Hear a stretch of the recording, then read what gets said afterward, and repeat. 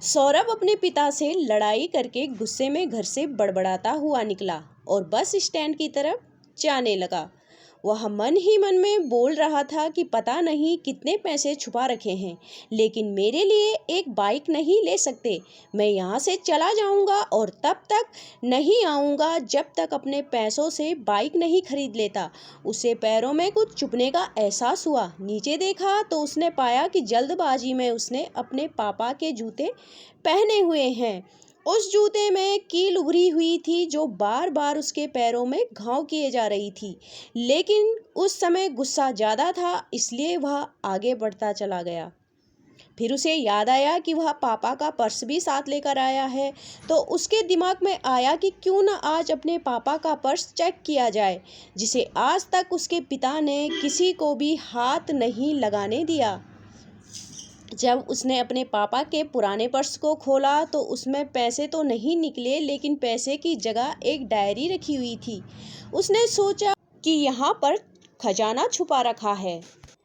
जरूर इस डायरी में लिखा होगा कि किससे कितने पैसे लेने हैं या फिर किसको कितने पैसे पिताजी ने दिए हैं, लेकिन वह गलत था। जब उसने उस डायरी को खोला तो पहले पन्ने पर वहाँ पर जो लिखा था वह थोड़ा अजीब था।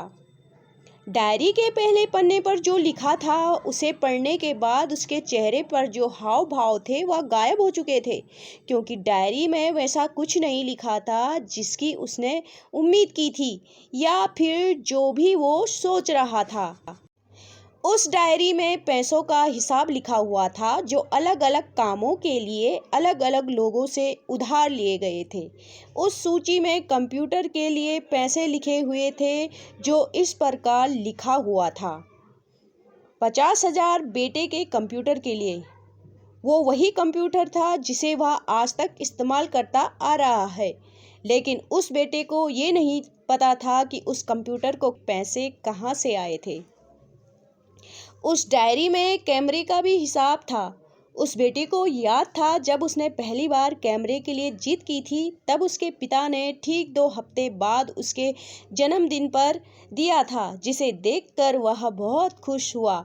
और उसे खुश देखकर उससे ज़्यादा खुश कोई था तो वह थे उसके पापा।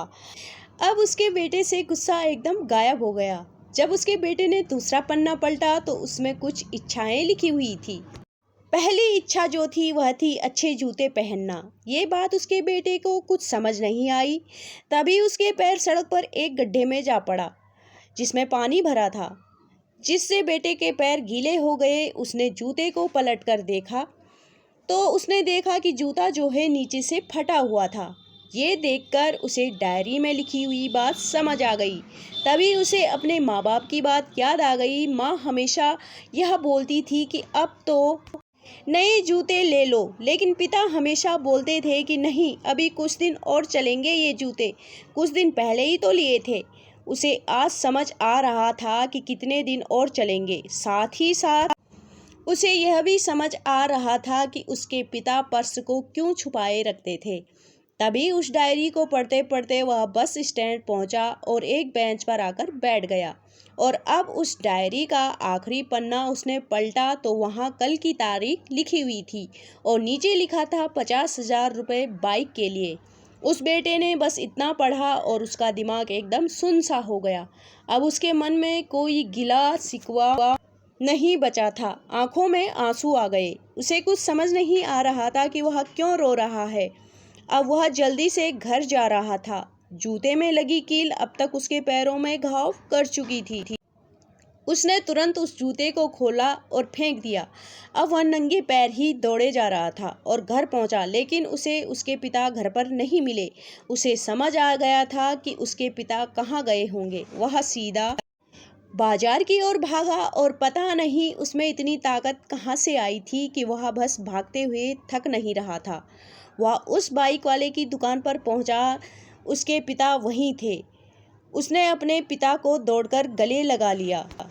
उसके आंखों से आंसू रुकने का नाम नहीं ले रहे थे। उसके पिता समझ नहीं पा रहे थे कि क्यों रो रहा है। उसने पिता से कहा कि पापा, मुझे मोटर बाइक नहीं चाहिए, आप अपने लिए जूते ले लीजिए। अब आज से मैं जो भी करूँगा वो अपने दम पर करूँगा। अपनी मेहनत से करूँगा। दोस्तों, हमेशा अपने माता पिता का आदर करें और वो भी यदि किसी चीज़ के लिए मना करें तो आप उनकी मजबूरी को समझिए। दोस्तों, अगर आप भी मानते हैं कि एक पिता अपने संतान के लिए काफ़ी कष्टपूर्ण जीवन जीता है तो इस कहानी को लाइक ज़रूर करें और इस चैनल को सब्सक्राइब ज़रूर करना। दोस्तों, मिलते हैं नेक्स्ट वीडियो में।